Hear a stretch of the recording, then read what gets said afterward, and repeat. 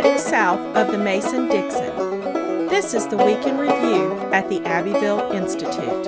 Here is your host, Brian McClanahan. Welcome back to the Week in Review at the Abbeville Institute. This is your host, Brian McClanahan, and this is episode 301, covering the week of March 14th through March 18th, 2022. Glad to have you back in the program. Very glad to be here. Don't forget to follow us on Twitter, like our Gab page, and subscribe to our YouTube page. Our YouTube page is an invaluable resource. We put our lectures from our programs up there. We have our podcast there, of course, all of our Abbeville U videos. So it's a great resource that you want to get, again, free of charge. Much of what we do is free of charge. So if you go to abbevilleinstitute.org, that's A-B-B-E-V-I-L-L-E, institute.org, give us an email address. We'll give you a free ebook, Exploring the Southern Tradition. It's our gift to you just for that email address. And of course, once you're on our email list, you'll get correspondence from us. Oftentimes 5 days a week, sometimes 6 days a week. So don't unsubscribe, because that's the only way. It's the jewel. It's the way we keep in touch with you and let you know what we're doing at the Abbeville Institute. For example, if you want to get in on our webinars, which we have another one coming up March 31st, well, you want to be on the email list so you find out about it. That one will be on the 10th Amendment with Michael Bolden of the 10th Amendment Center. It's going to be great. Of course, we just had a webinar this past week, March 15th, with Ryan Walters on Warren Harding and Grover Cleveland. If you miss any of those webinars, though, you can go to abbevilleacademy.org, A-B-B-E-V-I-L-L-E, academy.org. You can purchase any of those old webinars there, and you can get up to date on all the stuff we've been doing. But all of that said, if you like all these things that we do, if you like the podcast, the website, if you like the programs, we have our summer school coming up July 5th through 8th, 2022. If you like all of that stuff, consider a tax-deductible donation to the Abbeville Institute. It is a great way to show us you care and show us you support what we do. And of course, that's how we exist on your generous contributions alone. So click on that donate tab at abbevilleinstitute.org, and you can throw a few pennies our way. You can donate monthly, annually, or a one-time gift. It's all appreciated. You can also click on the shop tab at abbevilleinstitute.org. You can get our logo and all kinds of high-quality embroidered materials. But as always, rate, review, and subscribe to the podcast. Let people know you're listening to the Abbeville Institute podcast. Let people know you enjoy our material. We're not on Facebook anymore, but we are on Gab. And so if you're not on Gab, you should get on Gab. But not just that, you can share our articles around on social media on Facebook. So it's a great way to keep us on Facebook just by sharing our material around there if you are on Facebook yourself. All right, so all of that said, let's talk about the material we have for this week. First, I'm going to mention again, though, the summer school, July 5th through 8th, 2022 at Seabrook Island, South Carolina. It's the 19th annual summer school. And so it's going to be a very good program. I think you're really going to like it. It's more of a boot camp, which means we're going to have a variety of different topics there. So consider signing up for that. Just go to our webpage, Abbeville Institute, click on the events section, and you can find information about that. So get on board with that. If you know a high school, college, or graduate student that wants to go to the summer school, let them know about it as well, because we do have scholarships available. So if that's you, if you're one of those people and you want to get a scholarship to come to the summer school, we'd love to see you there if you're a graduate student, undergraduate, or high school student. And it would be a great opportunity to meet like-minded people. So let's talk about the material for this week. One thing that I'll say, and it's some things that I've been thinking about, of course, and it's one of the themes we always discuss, is the distortion of history, or not necessarily just the distortion, but the misinterpretation of history. So we have on a daily basis the other side, right? And I think that this is everywhere we go. Anytime you go anywhere and read anything about history, the other side of what we do is the dominant position. And this is what I find laughable when people like Heather Cox Richardson or Stephanie McCurry or David Blight or any of these people come up with a neo-Confederate boogeyman. Because, look, the establishment is the establishment for a reason. It dominates the historical profession. It dominates the universities. It dominates the colleges. And yet they still continue to insist that somehow there's this lost cause boogeyman out there that's just causing all kinds of problems and forcing people to believe things that aren't true. Well, I mean, certainly the Abbeville Institute exists, and I've seen people talk about us on social media and other places, and they say that we're ridiculous and worthless and a bunch of liars and all these things. it's funny, the invectives and the pejoratives leveled against the Institute I find hilarious, because this is really all they have. When they actually have to get down to brass tacks and they start talking about things, it's very hard for them to maintain those same pejoratives, particularly with the material that we publish, which is rock solid, most of it. I mean, it's we go through this stuff, we vet it, we look at it, and it's hard for them to argue with many of these things. So one thing that we're doing is we're running a series of articles by Clyde Wilson, 6 in this series, on American slavery. And this is a big topic. If you go back simply, 40 years, 50 years, and you get to Fogel and Engerman's Time on the Cross, and then you move forward, actually about 40 years, 1970s, and then you move forward into Eugene Genovese, also 40 years with, now getting up to near 50 years, with Roll Jordan Roll, and you look at the material they produced at that time, and then you look at the 1619 Project. Well, what do you have? Genovese dies just a few years ago, and lo and behold, all of a sudden, the 1619 Project, which places slavery at the heart of capitalism, becomes the big topic. Genovese fought against that narrative for years. In fact, he pointed out quite accurately that Southerners were anti-capitalist.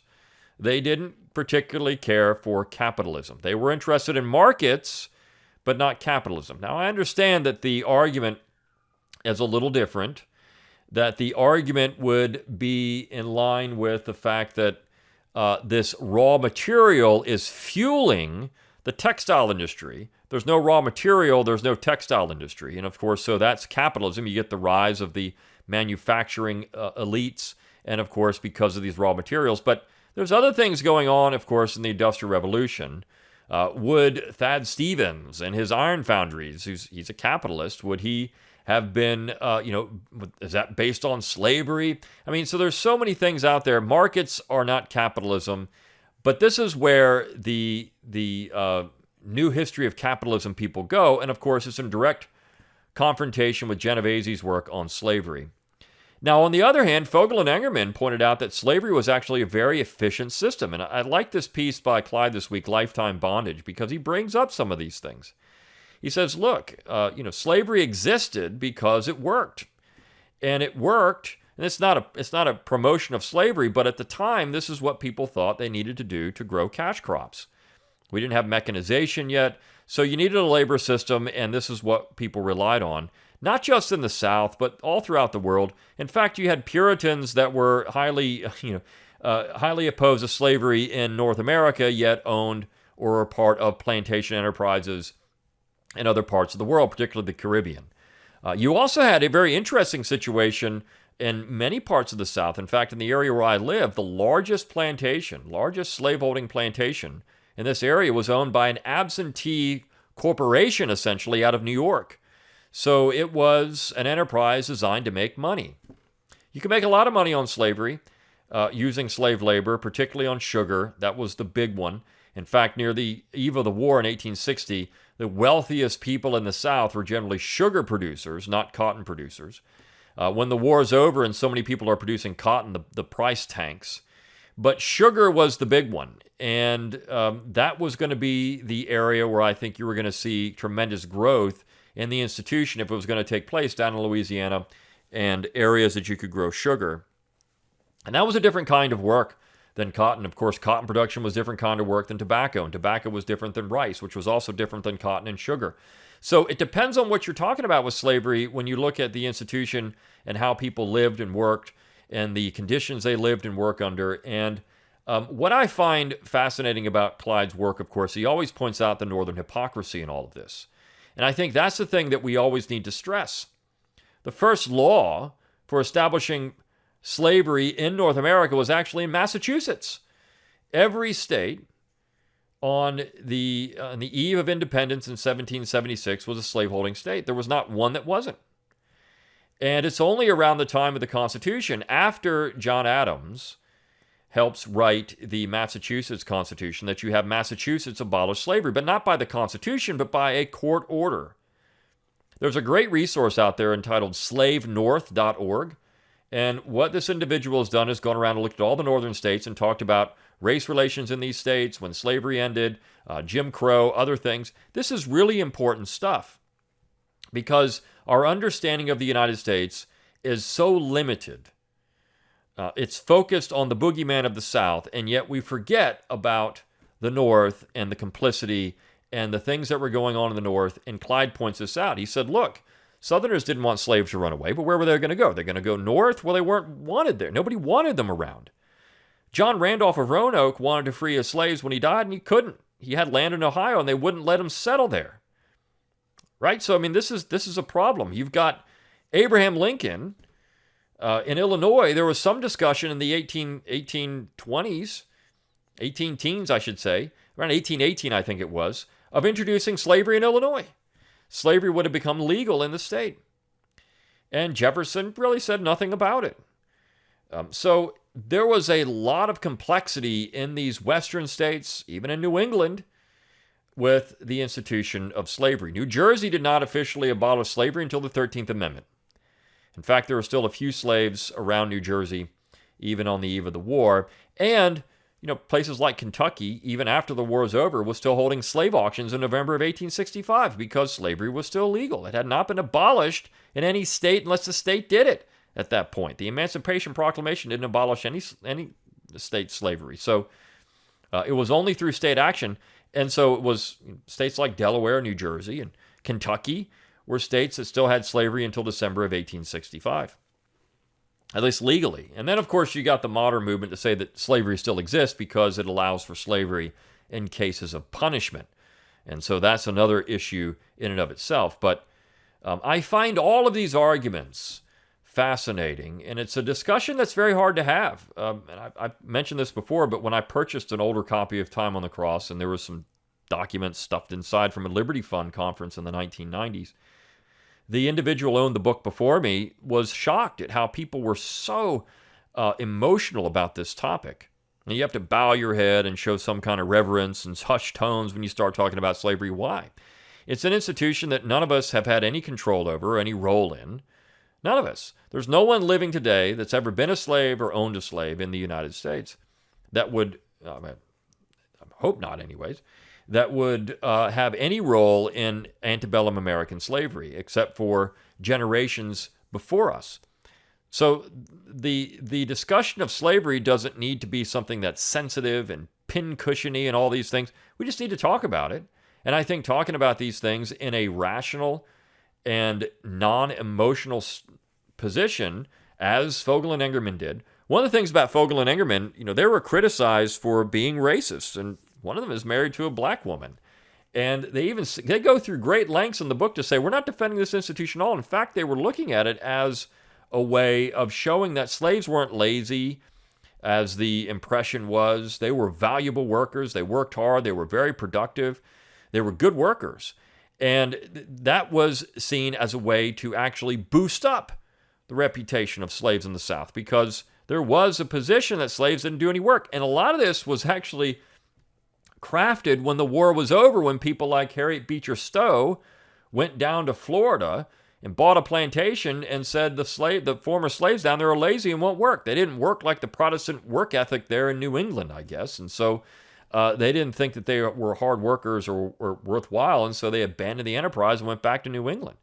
But this is where we have to understand that the narrative around all of these things is tainted by emotion more than anything else, not by actual reasonable findings or history itself, the documents that are available. Roll Jordan Roll is a massive book. And again, Genovese does not pull any punches. He is critical of the South. He is critical of the institution of slavery, as he rightly should be. But he also finds value in how, and Clyde Wilson points this out, and how these people dealt with this institution and gained leverage through the institution. In fact, travelers in the South, as Clyde says, would often remark that slaves had too much freedom. They didn't understand how these people were out fishing in the middle of the day. They weren't doing any work. Well, that's because their work was done, or it was a lull in the season. They didn't have anything to do. So it depended on where you were and the condition of the farm and the type of work that you had to do. And most slaves lived in close proximity to the family that were their masters or owners, owned their labor, because they maybe one or two slaves on a farm. I mean, that was it. Most were not large-scale enterprises, but small farms where slaves were used as labor support. So this is a complex institution and a complex subject, and one that really needs a dispassionate analysis. And some people have tried to do it. It's very hard to do because you get labeled all kinds of names. Even from the beginning, no one would say that we need slavery, and you shouldn't even have to say this now in 2022. No one's advocating bringing back the institution. That would be idiotic. But to have a dispassionate discussion about these things and talk about slavery within the context of the times, within an understanding of the times, makes it a little different. And so I think Clyde is doing a very good job of that in this particular series. We've got 4 more parts to go. So we've had the first 2 parts in the last couple of weeks. But also within that regard, of course, is things like Plessy v. Ferguson and Separate but Equal.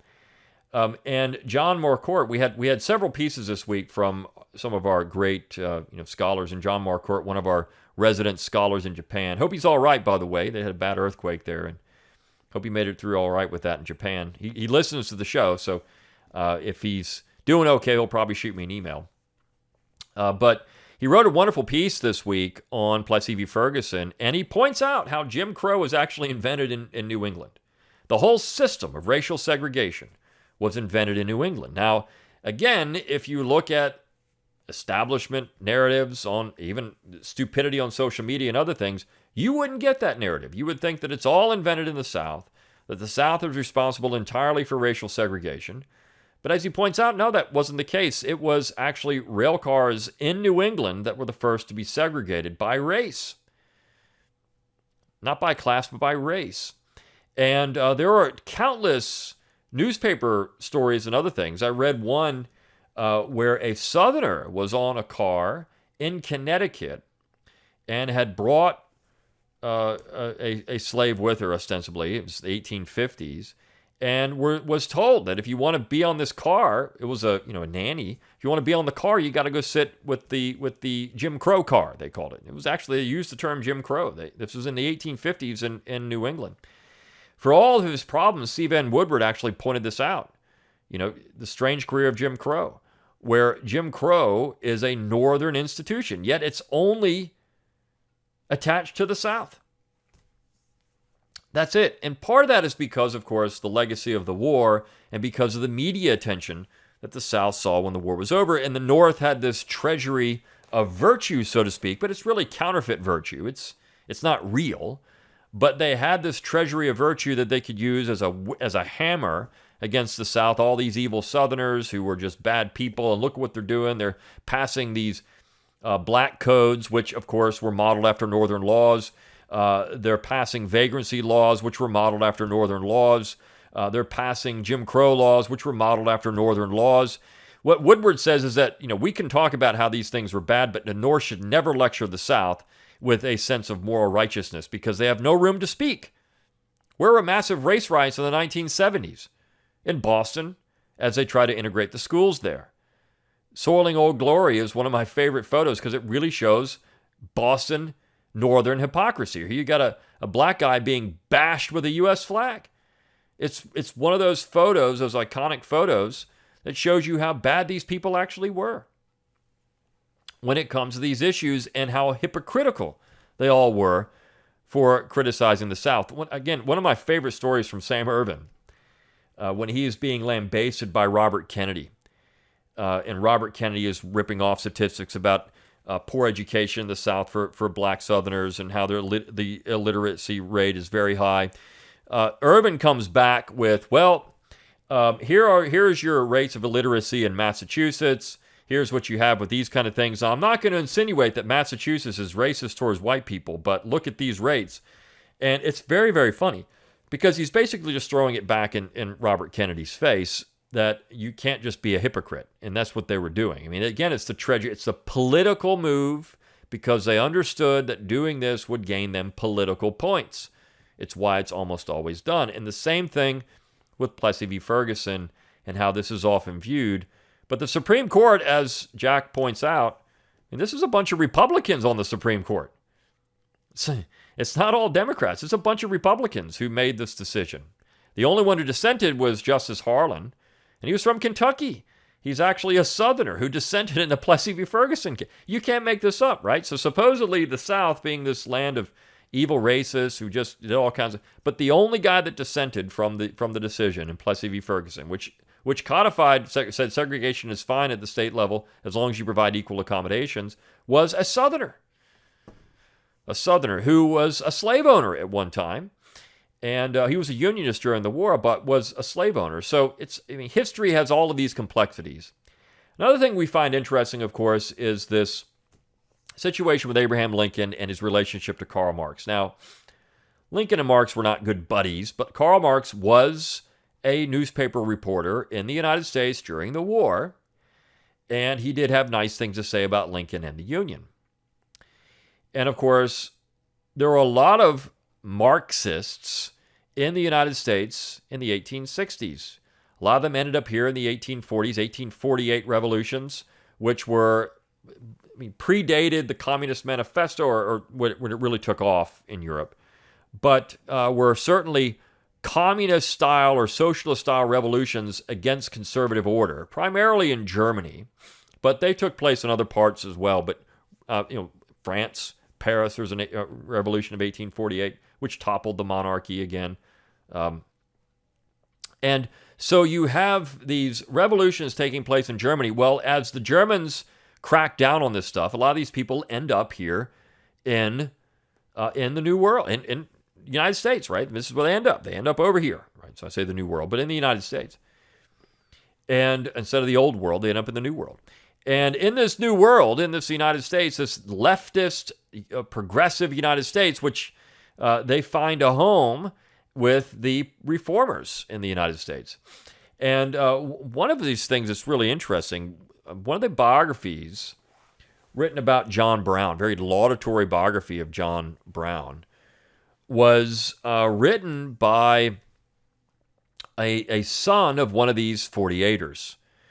He was a newspaperman, and Villard was his name. And so you've got this biography of John Brown written by one of these 48ers' sons. And so, that's important, right? You have this connection. These 48ers were Marxists, essentially. They were red Republicans. And people talked about this. In fact, there's a letter from Judah P. Benjamin to James Byard, where he says, one day maybe our nightmare of black republicanism and yours of red republicanism will be over. So, of course, we look at that, that's a racist statement. It is. But he's also pointing out that in Delaware, there were Marxists. These are what they called the red Republicans. These were the 48ers who were getting involved in politics, who were getting involved in society, and they were Lincoln supporters, and many of them wound up in the Union Army, some as high-ranking officers in the Union Army. And that shows you where we were going with this. And so this piece by Boyd Cathy on Monday, by the way, some people, I love all of our writers. Boyd Cathy is some people say he's one of their favorite, and I agree. Boyd's a great writer, and everything he produces for us is very good. And so anytime he emails me and says, hey, look, I've got a piece that might interest you, of course. It interests us. We like what Boyd does. He is just one of the good people when it comes to the Southern tradition and really understanding what the Southern tradition is all about. So this piece by Boyd on Lincoln and the ties to Karl Marx is very good, and you should read it, just as you should read the piece by Clyde on slavery and also the one by Jack Morcourt on Plessy v. Ferguson. But we also had a couple other pieces this week. We had another piece by Brandon Meeks. Brandon Meeks is writing for us about every 2 weeks, and he writes very interesting short stories, funny short stories. And this one is about Jerry Lee Lewis. And I like it because it has a neat twist in it. So he plays the piano, goes to where Jerry Lee Lewis was born and lived, and finds Jerry Lee Lewis in the hospital, right? So Jerry Lee Lewis actually had a stroke at one point. He's back. He's 86. He's back playing the piano for a time he couldn't. But, we forget about this important connection with the South and American popular music There's no American popular music without the South. And that's one of the things we did an Abbeville U video with Tom Daniel on that topic. We had a Zoom webinar with Tom Daniel on that topic. We also had a great summer school on Southern music several years ago. And that, of course, is all available on YouTube. You can also get it in lecture format only if you download our free mobile app. Just go to abbevilleinstitute.org and look at the top of the page, download the app. You can also go to your Apple Store or your Google Play Store, and you can pick up that free mobile app. And, of course, it includes all of our lectures free of charge. So that's a great thing. So you can get those summer school lectures on Southern music. But Tom's going to be back at the summer school this year, by the way, talking about some interesting things he's working on. And I mentioned the 1607 project. He's actually working on that with us, too, to talk about Appalachia and Southern music. It's very good. We're really excited about that project. We have some great Abbeville U videos coming up on 3 interesting topics, so that's in the works. But back to this Brandon Meeks piece. He's going to be writing for us. Wrote the piece a couple of weeks ago on hog killing. He's got this one on Jerry Lee Lewis. I highly recommend you go out there and read these stories. They're funny. And he's going to be doing this on a regular basis. And some stuff that he's never produced anywhere else before, we're going to be publishing. So that's going to be a lot of fun for us and exciting. And then finally, we have a great piece by Chase Steele. Now, Chase Steele really exemplifies what the Institute's all about at the end of the day. We have graduate students who do great work, who are students of ours, who are affiliated with the Institute in one way or another. And they're doing great stuff. And we love the graduate students. And we've got undergraduates, same thing.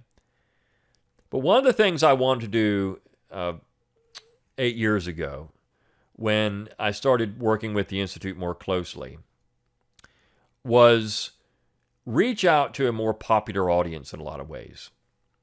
There's a lot of people out there who love the Southern tradition, who love to read, lots of people out there.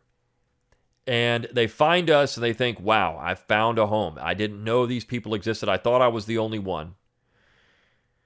But Chase Steele never went to graduate school. He was in the Army. Got an itch for reading books, got really interested in genealogy, and he talks about that in this piece this week. And I love that he brings up genealogy. The title is The Keeper of the Family Story.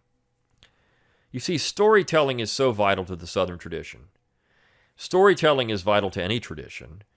And I love this because he found the Southern tradition through his family. And he makes a great point here. You can get these genealogy books for next to nothing.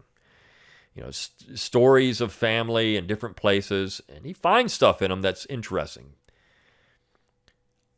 But it's keeping that family story that led him to the Southern tradition. And he started reading all kinds of things. And Chase Steele is what the Institute is all about, because we want to reach these people too.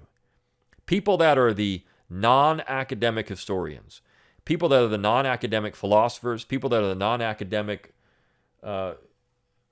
people, lovers of literature, because these are the people that really keep the tradition alive in so many ways. We do this stuff. I mean, we have 200 scholars affiliated with the Institute in one way or another that have PhDs, advanced degrees.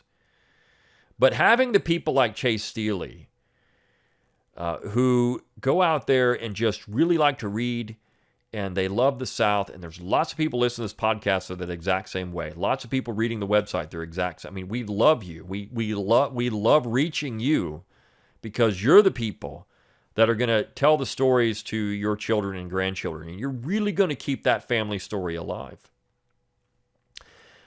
Richard Weaver, one of the most important Southern scholars in the history of the South. Loved going to his family reunions and talking about them because it was keeping that bloodline, that family story alive that was so vital and important. And he talks about, why he came to this. And he says after the death of his father in 2018, his first question was, why don't I know anything about my ancestors?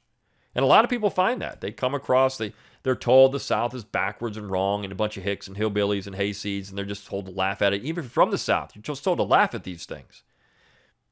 And he said, well, why don't I know these things? Well, I mean, a lot of that's because you're told your entire life, if you're from the South, that you are not worthy of celebrating who your people are. This is why Bradford said, remember who we are. And he had a great quote from Clyde Wilson about Emmy Bradford. He said, the South would survive if its city dwellers remembered the old home place and the extended family where their roots were, if they kept their pietas towards the universe.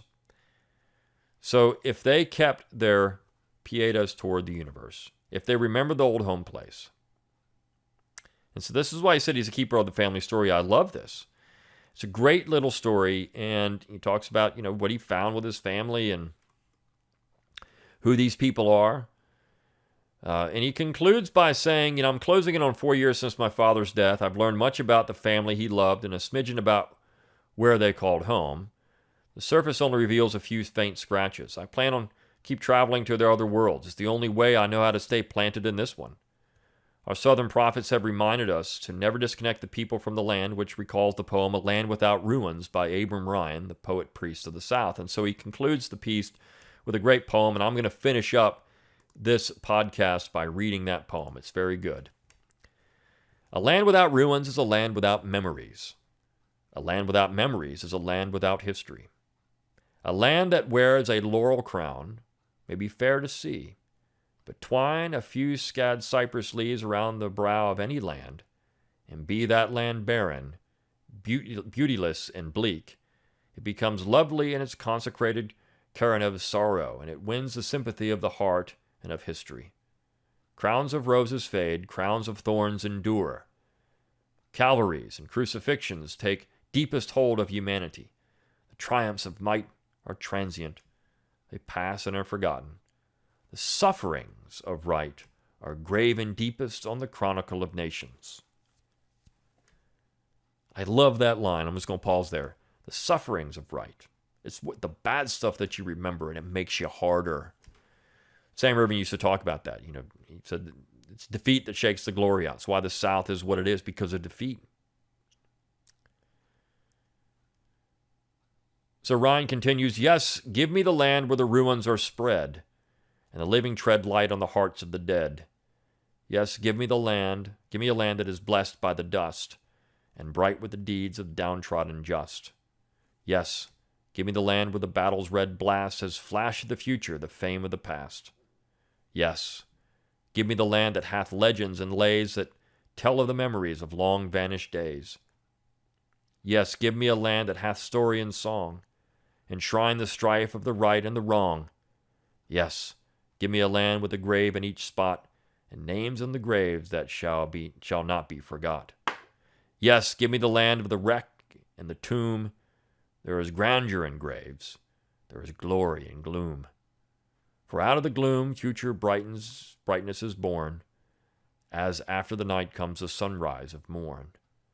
And the graves of the dead, with the grass overgrown, may yet form the footstool of liberty's throne. And each single wreck and the warpath of might shall yet be a rock in the temple of right. Until next time, good day.